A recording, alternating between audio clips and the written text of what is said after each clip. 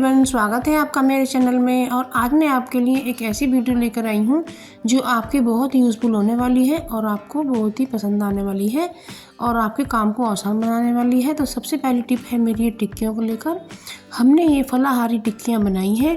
तो हमने जो टिक्की बनाई है इसके अंदर बाइंडिंग के लिए कूटू का आटा भी मिक्स कराया है।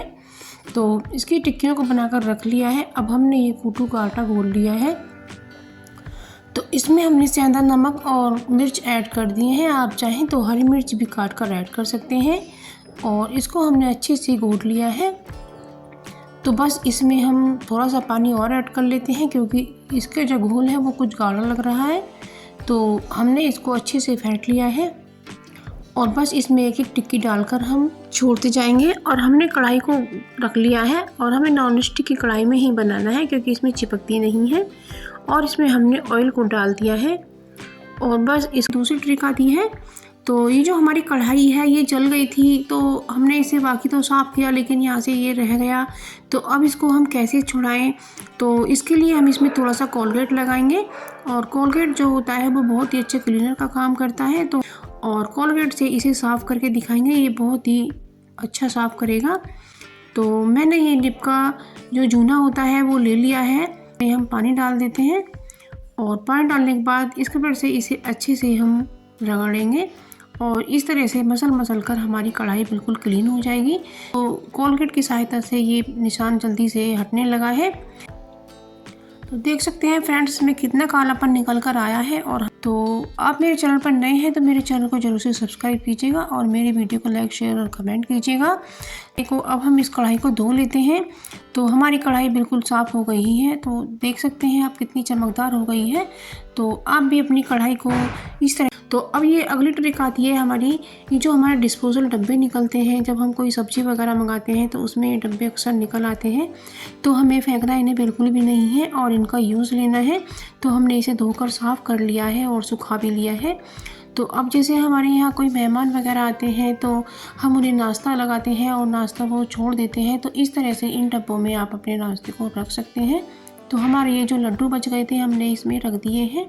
तो इसलिए ये जो डब्बे होते हैं ये हमारे बहुत यूज़फुल हो सकते हैं, आप इन्हें बिल्कुल भी ना फेंकें। अब ये अगला डब्बा है हमारा। तो ये तो थोड़ा बड़ा है और ये जो आप देख सकते हैं ये माइक्रोवेव सेफ है।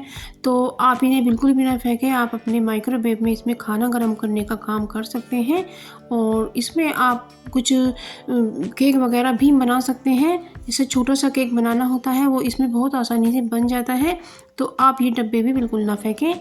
और ये जो गोल वाले डब्बे इस तरह के निकल आते हैं तो इन्हें भी ना फेंकें। और इसमें हम अपने भगवान जी के कपड़ों को सेव करके रखेंगे। ड्रेसेस होती हैं ये गोल होती हैं।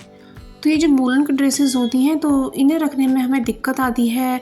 तो इसलिए इन्हें इन गोल डब्बों में आसानी से रखा जा सकता है क्योंकि इसमें इसकी शेप सही बैठती है। और इस तरह से आप पहले तो ये लगा दें और उसके ऊपर इन ड्रेसेस के ऐसे गोल गोल शेप में रख सकते हैं। तो इस तरीके से हमारे जो कान्हा जी हैं ना उनकी ड्रेस भी अच्छे से रखी रहेंगी, ना तो गंदी होंगी और ना हमें ढूंढने में परेशानी होगी। यदि हम किसी पन्नी वगैरह में बांध देते हैं तो वो हमें मिलती नहीं है। ये हमारे कान्हा जी की कैप है जो हमने घर पर ही बनाई है। और ये हमारी भजन की माला है, इसे भी हम इसी में रख देते हैं। तो इस तरह से आप इस तरह के गोल डब्बों को यूज़ कर सकते हैं, ये बहुत यूज़फुल होते हैं। आप इन्हें फेंकने की गलती बिल्कुल ना कीजिएगा। तो ये भी ट्रिक आपके बहुत ही काम की है, आप इसे जरूर। अब दूसरी टिप है हमारी। तो फ्रेंड्स जब हम चाय बनाते हैं तो अक्सर क्या होता है उसमें उबाल आ जाता है और हम अपने काम में लग जाते हैं जिससे हमारी चाय निकल जाती है। तो फ्रेंड्स आप ऐसा बिल्कुल ना करें, आप उस पर एक बेलन रख दें। तो जब चाय ऊपर आएगी तो बेलन जो रखा होता है तो उससे चाय का जो उबलने का जो प्रोसेस है ना वो बिल्कुल कम हो जाएगा और आपकी चाय बिल्कुल भी नहीं निकलेगी। तो अब अगली ट्रिक आती है दूध से संबंधित। तो ये दूध जो है ना जब हम उबालते हैं किसी छोटे बर्तन में उबालते हैं या फिर बड़े बर्तन में उबालते हैं तो दूध के गिरने की समस्या बनी रहती है। दूध उबल कर आता है ना तो वो बाहर गिरकर बहुत नुकसान हो जाता है। और ये होता इसलिए है या तो हमारी निगाह हट जाती है या फिर हम किसी काम में लग जाते हैं। तो हमें ले लेनी है एक चम्मच और इस चम्मच को हमें कढ़ाई के अंदर डाल देना है। तो फ्रेंड्स मैं इसके अंदर इस तरह से डाल देती हूँ और इसे हमें इसके अंदर डिप कर देना है, जिससे कि हमारा जो दूध है ना वो उबलकर बाहर ना आए। तो जब इसको हम अंदर डाल देते हैं तो जो उबलने का प्रोसेस है ना तो वो थोड़ा कम हो जाता है, तो वो उफन कर नहीं आता है और ना ही वो गिरता है। तो इस चम्मच को हम इसके अंदर डाल रहे हैं। आप फ्रेंड वीडियो में देख सकते हैं कि जो इसका जो उबाल है ना वो इसके डलने पर नीचे बैठ जाता है और चम्मच के नीचे ही वो उबाल बनता रहता है, लेकिन वो ऊपर दूध नहीं गिरता है। तो आप चाहे इसे छोड़कर काम करें या